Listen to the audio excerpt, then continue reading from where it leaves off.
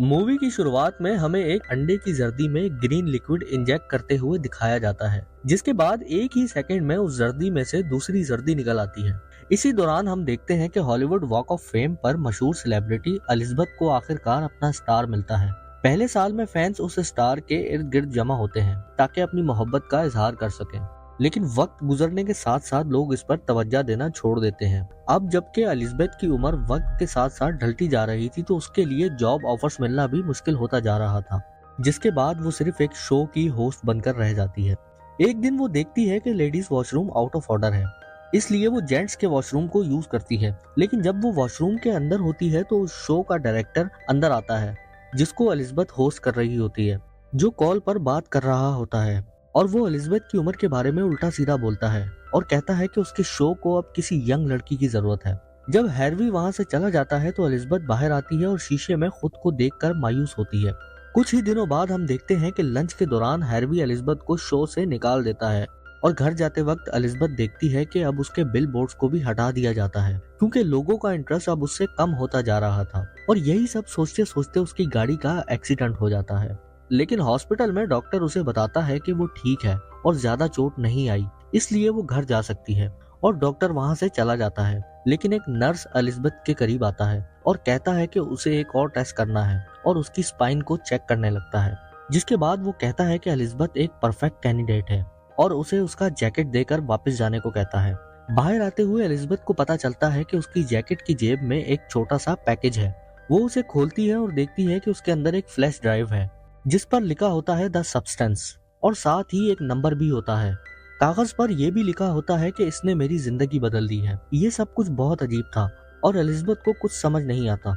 अगले ही सीन में हम देखते हैं कि एलिजबेथ काफी सालों बाद फ्रेड से मिलती है, जो कि उसका स्कूल फ्रेंड है, और वो कहता है कि एलिजबेथ आज भी उतनी ही खूबसूरत है जितनी उस वक्त थी, और उसे अपना नंबर दे देता है। जिसके बाद घर जाकर एलिजबेथ फ्लैश ड्राइव को देखती है, जिसमें एक वीडियो होती है जो कि किसी सब्सटेंस नाम की चीज का ऐड होता है, जिसको यूज करने से इंसान जवान हो जाता है।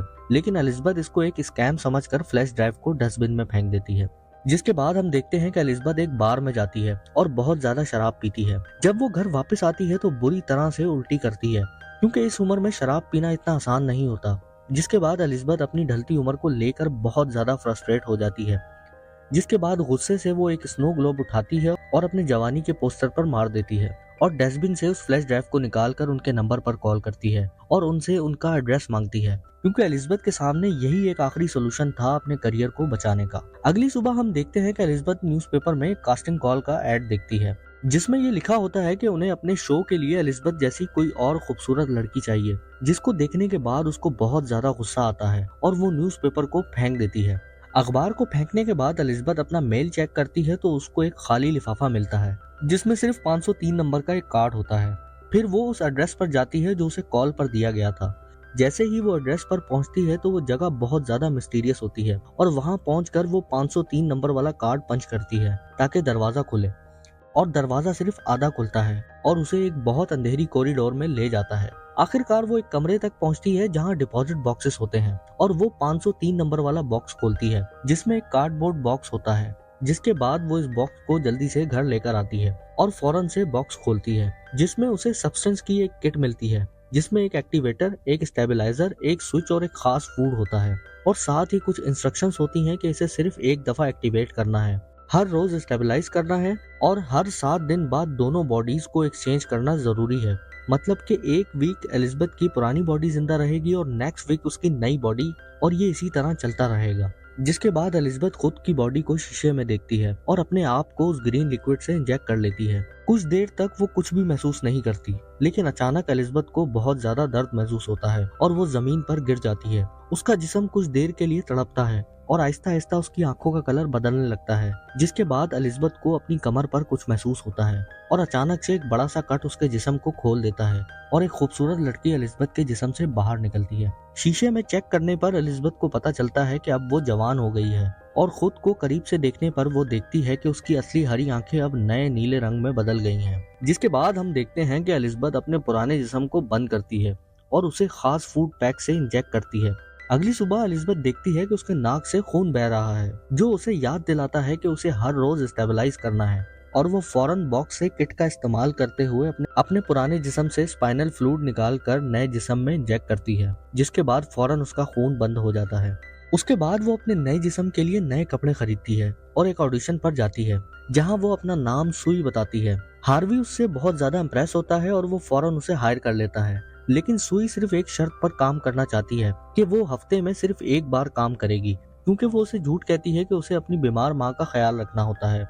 हार्वी इस शर्त को मंजूर कर लेता है क्योंकि वो उसकी खूबसूरती अपने चैनल पर दिखाना चाहता है। जिसके कुछ ही दिनों बाद एलिजाबेथ फिर से अपने ग्लैमर से लोगों को अपना फैन बनाना शुरू कर देती है और जल्द ही उसका एक नया बिलबोर्ड उसके चेहरे के साथ लग जाता है। वो हर दिन अपने जिस्म को स्टेबलाइज करना शुरू कर देती है और वहाँ एलिजाबेथ का जिस्म वॉशरूम के फर्श पर पड़ा रहता है। हफ्ते के आखिर में सुई चेंज किट का इस्तेमाल करके दोनों जिस्म को कनेक्ट करती है, जिसके बाद सुई फौरन बेहोश हो जाती है और एलिजाबेथ वापस एक्टिवेट हो जाती है और बेचैन हो जाती है कि फिर से वो सुई बन सके।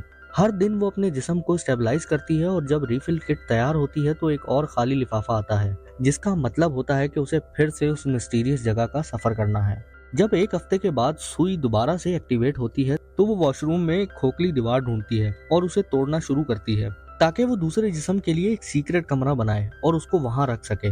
वो कई घंटे इस पर काम करती है और एक पड़ोसी अपार्टमेंट में शोर की शिकायत करने आता है, लेकिन वो सुई को देखकर फौरन चुप हो जाता है। सुई उसे बताती है कि एलिजाबेथ चली गई है और वो सुई के साथ फ्लर्ट करने की कोशिश करता है, लेकिन सुई दरवाजा बंद कर देती है। जब सीक्रेट रूम तैयार हो जाता है तो सुई एलिजाबेथ और उसका बड़ा पोस्टर उस कमरे में छुपा देती है। अगले सीन में हम देखते हैं कि सुई अपना शो टीवी पर होस्ट करती है और सब उसे बहुत ज्यादा पसंद करते हैं। जिसके बाद वो अपने न्यू फ्रेंड्स के साथ रात को पार्टी करती है और एक लड़के को अपने घर लेकर आती है, लेकिन अचानक फिर से सुई के नाक से खून बहने लगता है, जो उसे याद दिलाता है कि उसका वक्त खत्म हो चुका है। वो भागकर वॉशरूम जाती है और सीक्रेट रूम खोलती है, जहां एलिजाबेथ का जिस्म तड़प रहा होता है और वो आखिरी फूड बैग भी खत्म होने वाला होता है। अपने दोस्त के पास वापस जाने के चक्कर में सुई जल्दबाजी में सब्सटेंस के रूल्स को तोड़ देती है और बॉडी को चेंज करने के बजाय वो स्टेबलाइजर ट्यूब को रिसाइकिल करती है और एलिजाबेथ से ज्यादा फ्लूइड निकाल कर अपने जिस्म में इंजेक्ट करती है। जैसे ही वो बेहतर महसूस करती है वापस अपने दोस्त के पास चली जाती है, लेकिन उस लड़के के जाने के कुछ देर बाद ही वो अपने असल जिस्म में वापस आ जाती है।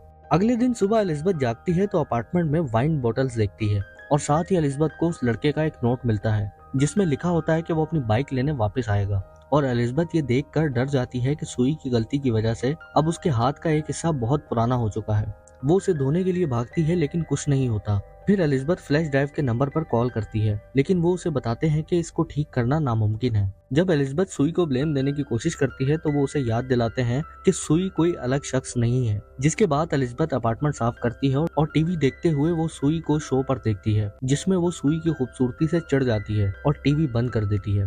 जिसके बाद हम देखते हैं कि एलिजाबेथ फिर से उस मिस्टीरियस जगह पर अपने रिफिल बॉक्स के लिए जाती है और एक आवाज सुनती है जैसे कोई सुई कह रहा हो। डर के मारे वो फौरन अपना बॉक्स लेकर भाग जाती है। जिसके बाद एक डाइनर में एंटर होती है और अपना खराब हाथ एक ग्लव्स में छुपाए रखती है, जिसको देखकर अचानक एक बूढ़ा आदमी उसे कहता है कि 7 दिन बहुत लंबी बात लगती है और एलिजाबेथ देखती है कि उस आदमी के हाथ पर भी वही पैदाइशी निशान है जो उस नर्स के हाथ पर था जिसने उसे फ्लैश ड्राइव दी थी, जिससे हमें ये पता लगता है कि नर्स इस आदमी का जवान जिस्म था। अगले हफ्ते जब दोबारा सुई एक्टिवेट होती है तो वो अपना शो रिकॉर्ड कर रही होती है और हम देखते हैं कि वो अचानक डर जाती है जब उसे अपने पीछे कुछ महसूस होता है। जब वो चेक करती है तो कुछ नहीं होता। टीम रिकॉर्डिंग को बड़े स्क्रीन पर देखती है ताकि मालूम करें कि क्या हुआ था और सुई अपने आप को बहुत ज्यादा एक्सपोज महसूस करती है, इसलिए वो एक रोप पहनती है और ड्रेसिंग रूम की तरफ भागती है। जब उसे फिर से कुछ महसूस होता है तो वो उसे अपने जिस्म के अंदर ढकेल देती है। फिर वो अपने नाफ के रास्ते उसे निकालती है, जो असल में एक मुर्गी की टांग होती है। जब सुई काम पर जाती है तो वो ये देखकर शॉक होती है कि उसके शो की रिकॉर्डिंग कैंसिल कर दी गई है और जब उसे हार्वी के ऑफिस बुलाया जाता है तो वो बहुत नर्वस होती है, लेकिन उसे एक अच्छी खबर मिलती है। वो इतनी मशहूर हो गई है कि वो चाहते हैं कि वो new years special show host करे। यकीनन सुई मान जाती है और घर जाकर एलिजाबेथ की रीढ़ की हड्डी से ज्यादा लिक्विड निकालती है और कहती है कि वो ये मौका मिस नहीं कर सकती। उसका करियर इतना अच्छा हो जाता है कि सुई ये काम कई दिनों तक करती रहती है, जो एलिजाबेथ की पीठ में एक हरा और गंदा सुराख बना देती है। जब अगले हफ्ते एलिजाबेथ दोबारा एक्टिवेट होती है तो वो अपने जिस्म को देखकर चीखती है। उसका जिस्म बहुत पुराना और बेकार लगता है, जिसके बाद उसकी बॉडी एक खतरनाक जिस्म इख्तियार कर लेती है। अगले सीन में हम देखते हैं कि वो उस जगह दोबारा भागकर बॉक्स लेने जाती है। जब वो इस बॉक्स को खोलती है तो एक सिरिंज मिलती है जो कि काले लिक्विड से भरी होती है और अचानक एक आवाज सुनाई देती है कि अब वापस जाने का कोई रास्ता नहीं है। लेकिन वो नजरअंदाज करके काले फ्लूइड को सुई के जिस्म में इंजेक्ट करती है और उसे याद आता है कि आज रात का शो है और वो सिरिंज को रोक लेती है। फिर एलिजाबेथ सुई को सीपीआर देती है जिससे उसकी नाक से खून बहने लगता है। इसे एक इशारा समझकर एलिजाबेथ चेंज किट लेकर सुई को अपना खून देती है जो सुई को होश में ले आता है। मगर एलिजाबेथ को अजीब बात यह लगती है कि वो खुद बेहोश नहीं होती। ये दोनों औरतें हैरान हो जाती हैं क्योंकि ये दोनों एक ही वक्त पर जिंदा थीं। लेकिन जब सुई जमीन पर पड़ी टर्मिनेशन सिरिंज को देखती है तो वो फौरन घबरा जाती है और एलिजाबेथ को एक बड़े पोस्टर के साथ लटकाकर शीशे के टुकड़ों से मारने की कोशिश करती है। जिसके बाद एलिजाबेथ एक वेस उठाकर सुई के सर पर मारती है और वॉशरूम की तरफ भागती है। सुई भी उसके पीछे जाती है और जब एलिजाबेथ दरवाजा लॉक कर लेती है तो सुई जोर जोर से दरवाजा तोड़ने लगती है। सुई बार बार एलिजाबेथ को मारकर उसे शीशे में देखने पर मजबूर करती है, फिर उसका सर शीशे में मारना शुरू करती है। बाद में सुई अपनी गलती का एहसास करती है लेकिन शो याद आते ही अपने आंसू साफ कर लेती है। अगले ही सीन में हम देखते हैं कि सुई टीवी स्टेशन जाती है लेकिन मेकअप चेयर में उसे खांसी आती है और वो चौंक कर देखती है कि उसके दांत निकल रहे हैं। टेस्ट करते वक्त वो और दांत खींचती है जो आसानी से निकल आते हैं और उसका मुंह खून से भर जाता है। हार्वी और शेयर होल्डर से मिलने के बाद जैसे ही वो लिफ्ट में जाती है तो उसके नाखून निकलना शुरू हो जाते हैं और उसका एक कान उसके लैब पर गिर जाता है। सुई हालत को संभालते हुए घर वापस आती है और एक्टिवेटर ढूंढती है और अपने लिए नया जिस्म बनाने की उम्मीद में वो बड़ा लिक्विड इंजेक्ट करती है। लेकिन प्रोसेस के बाद उसे अपने जिस्म में एलिजाबेथ का चेहरा दिखाई देता है, जिसके बाद हम देखते हैं कि अब ये बॉडी एक मॉन्स्टर बन चुकी है जो ग्रीन लिक्विड को उगलकर शो के लिए तैयार होती है और अपने पुराने पोस्टर का मास्क बनाकर चेहरे पर चिपकाकर टीवी स्टेशन जाती है और देखती है कि सब लोग उसका वार्म वेलकम करते हैं। लेकिन ये सिर्फ उसका ख्याल होता है जबकि मेन स्टेज की लाइट्स ऑफ होती हैं। जब शो शुरू होता है तो ये माइक में बोलने की कोशिश करती है तो उसके बिगड़े हुए मुंह से सिर्फ अजीब आवाजें निकलती हैं और साथ ही मास्क भी नीचे गिर जाता है और उसके बॉडी पार्ट्स बुरी तरीके से उलटने लगते हैं, जिसको देखकर सब लोगों का दिल खराब होने लगता है। जिसके बाद शो में मौजूद एक औरत चीखती है और एक आदमी उसे मॉन्स्टर कहता है, जिससे ऑडियंस बुरी तरह डर जाती है। चंद लोग उसके इर्द गिर्द जमा होकर उसे धक्का देने लगते हैं और मॉन्स्टर और फ्रीक जैसे लफ्ज यूज करते हैं, जिससे वो फर्श पर गिरकर रोते हुए बोलने की कोशिश करती है मगर कुछ बोल नहीं पाती। जब वो उठती है तो एक आदमी बेसबॉल बैट से उस पर वार करता है और उसका सर कट जाता है, लेकिन धीरे धीरे उसका सर दोबारा से ठीक होने लगता है। मगर इसी दौरान उसका हाथ गिर जाता है जिससे खून हर जगह फैल जाता है। जिसके बाद एलिजाबेथ वहां से भागती है लेकिन रास्ते में गिरकर उसका जिस्म हजारों टुकड़ों में फट जाता है और बस एलिजाबेथ का चेहरा जिंदा बचता है, जो रात के अंधेरे में रेंग कर अपने स्टार तक पहुंचता है। जब तक उसका चेहरा पिघल कर खत्म नहीं हो जाता वो अपने पुराने दिन याद करती है। जिसके बाद हम अगली सुबह देखते हैं कि एक फ्लोर स्क्रबर उस खून को इस तरह से साफ कर देता है जैसे वो सिर्फ एक दाग हो और इसी के साथ मूवी एंड हो जाती है। दोस्तों, उम्मीद है कि सबस्टेंस मूवी की एक्सप्लेनेशन भी आपको बहुत ज्यादा अच्छी लगी होगी और अगर आपको हमारी वीडियोस अच्छी लगती हैं तो हमारे चैनल को सब्सक्राइब करके बेल आइकन को प्रेस कर दें ताकि इसी तरह की और भी थ्रिलिंग मूवीज आप तक पहुंच सकें।